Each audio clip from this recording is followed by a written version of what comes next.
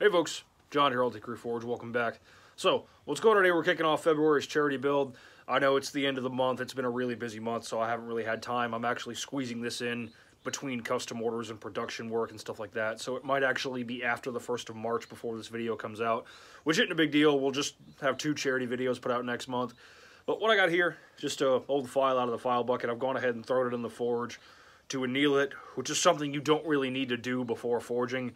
I'm just going to go ahead and grind all the teeth off before I forge it, and that'll make it a little easier. What I want to make is what's called a kris dagger, or a Moro kris dagger, something like that. It's basically a double-edged dagger with a long, squiggly-looking blade, which I've always thought they were kind of cool, and I've kind of always wanted to make one. So, figured now is as good a time as any. Charity we're donating to this month, Purple Heart Homes. Basically what they are, they're a charity organization who helps with housing needs for disabled veterans. They build houses, they build wheelchair ramps, they modify existing homes to help out vets with disabilities, stuff like that. So it just seems like a good place for the money to go to. And let's get started. This is also a good chance to debut the new grinder. If you follow me on Instagram, which you should be doing, link in the description, you'll have already seen this thing. Basically, I followed my normal design with the frame. I just added a bigger motor and a bigger drive wheel for more speed and power. But it came out really good, you know, moves material pretty quick.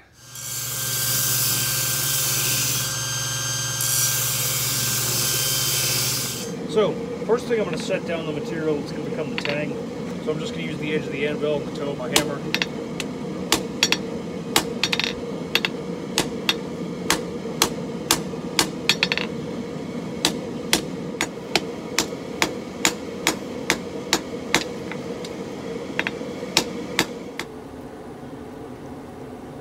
Got about 6 inches of tang pulled out, so we're going to go ahead and start forging in the point.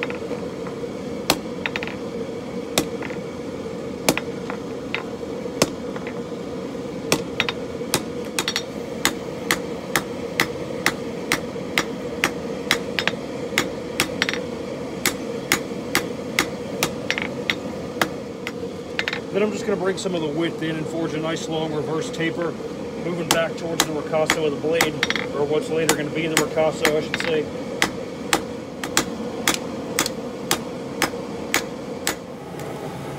So, here's the tentative pre-form of the dagger. As you can see, it's still way too thick, so what we got to do is go up and down each side with the straight peen and start pulling the material forward. That'll establish our distal taper that we're going to follow on the grinder later, as well as get us a little bit more length. It's already shaping up to be a pretty big knife, but we'll keep moving. So, like I said, we're just going to take the straight peen,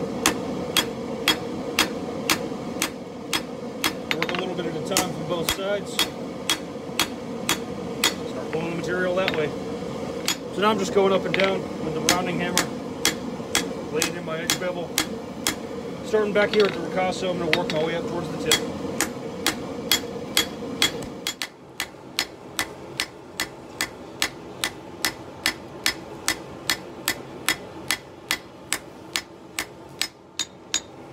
Now comes the fun part. Gotta bend this thing into that characteristic kris-like shape. Hopefully without distorting the edge profile too much. That's why I'm using the wooden mallet. Kinda hard to hold on to though.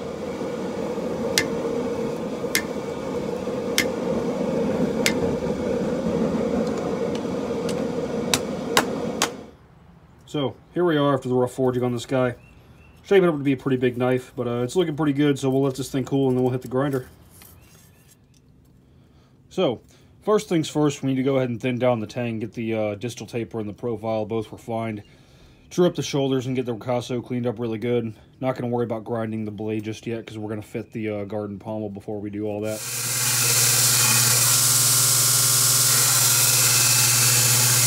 So, what I got here is just a piece of mild steel cut off at about 3.5 inches to make the guard. We're going to go ahead and slot punch the center.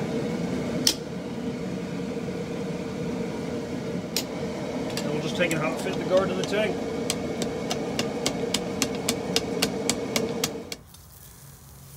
So, got the guard fitted up real nice. You know, sits nice and snug on the shoulders. I'm actually going to go ahead and let it cool down on the tang of the knife because the metal shrinks as it cools, and that'll give me a better fit, or so I've been told anyway. Never tried it before. I want to see how it works. Hopefully it'll minimize any file work I need to do. But while that's cooling off, I'll go ahead and get my handle block prepped. So here I got a block of bloodwood that's going to be using to make my handle. I've drilled 2 holes side by side about halfway through, and I've drilled 1 hole in the bottom about halfway through. They meet in the middle. Basically all I'm going to do is heat the tang of the Dagger up and push this onto it to, you know, get that nice tapered channel we're looking for. I've never actually burned into bloodwood before, so I don't know how this is going to go. Some woods handle it better than others, and we'll see how this goes. Alrighty, I got the tang of the Dagger nice and warm.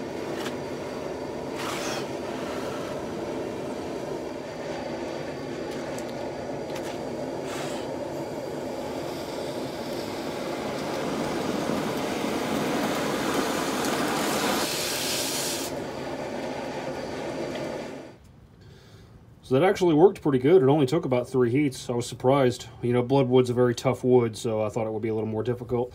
But I'm going to go ahead and normalize this blade 3 times so I don't have to worry about it later on, and we'll keep moving. So, moving right along, getting the handle made. I've already got the front of the block contoured to fit the guard. It all marries up real nice.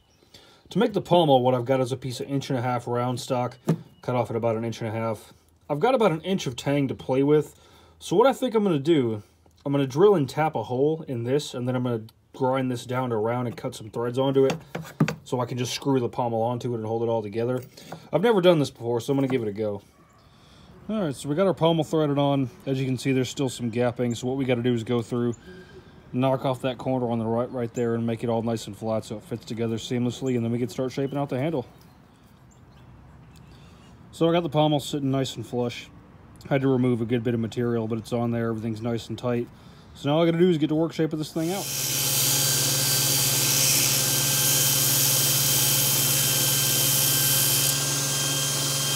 So, quick note, when you're sanding down your pommel and your handle material together like I am, you do need to keep this cool, because if it heats up and singes this wood, you're going to have a really hard time trying to get those marks out.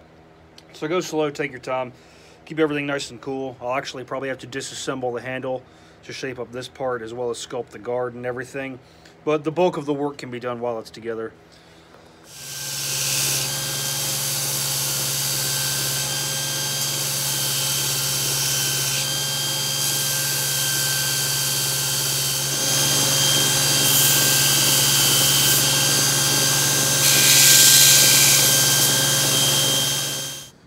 So, here we are after getting all the fittings ground up and the handle hand sanded real nice. So now what we're going to do is disassemble this thing and throw the fittings in the forge and thermocycle them a few times to turn them black. And then we'll get to work grinding out the blade. So, while the fittings are thermocycling, I wanted to go ahead and talk to you a little bit about grinding the blade. Because of all these curves, the flat platen is not going to do me a whole lot of good, so I've got my 6-inch contact wheel on here, the same wheel I just used to shape out the handle. We're going to have to carefully go through and true up all the cutting edges. And then to grind the bevels, basically you've just got to kind of hold at an angle and gently work the blade up and down, following the curves.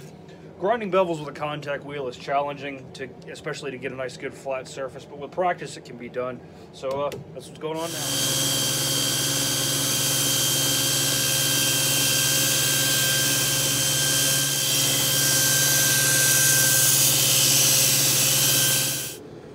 So I can say with a pretty reasonable degree of confidence, this is the most challenging blade I've ever ground. It's just really difficult to follow the curves and keep your edge straight and your thickness uniform. I'm going to go ahead and quench this thing while it's still pretty thick to hopefully avoid any problems, just because, you know, I don't want to put a whole bunch of work into it and then it break during the quench. So let's go ahead and heat treat this baby.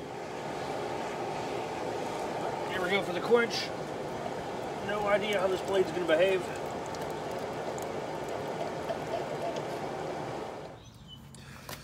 So after you quench, you've actually got about 10 seconds before the steel becomes glass hard. And I had a little bit of a warp, so what I did was I clamped it up in the vise where the warp was to keep it nice and straight. I'll let it cool the rest of the way there, and hopefully that'll fix it. So here we are to the quench. Clamping into the vise while it cooled seemed to fix the warp. It hardened well. I checked it with a file, and you can see we got that dull gray over the whole blade.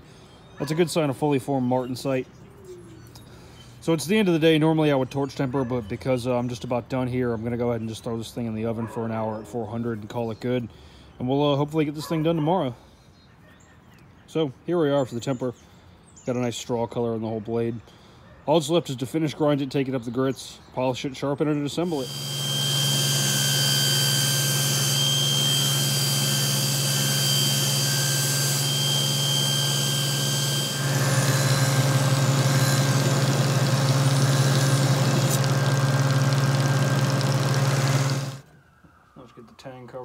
epoxy real good. Get our handle put on. Make sure those threads are nice and full of epoxy. And we'll put our pommel on. That'll do it, really. Here we are after the glue up. It's looking good. Now it's time to sharpen this thing. Now, just like before, because of all the curves, the flat platen isn't a whole lot of use. So what I've got to do is just change my angle just slightly to create the secondary bevel. It's going to become the edge. And basically just go up and down the whole thing. And then hopefully I should be able to blend it all together on the slack belt and make it nice and sharp. I've never sharpened a blade like this or anything of the sort before, so let's see what happens.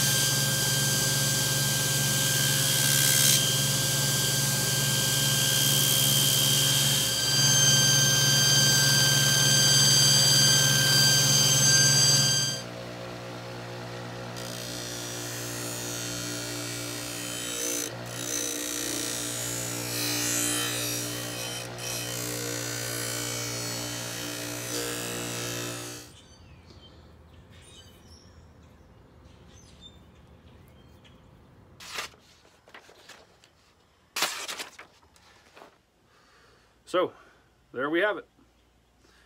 One kris dagger, forged from an old file. I went with bloodwood for the handle because I just thought it would look good with, like, you know, kind of the aggressive curves of the blade. And I think it does. It looks really cool. This might be my favorite knife I've ever made, actually. It looks like something the devil would be toting around. But it all came together really nice. Got a nice satin finish. It's good and sharp. It's actually really well balanced, too. Balance point's right about there, which is pretty cool.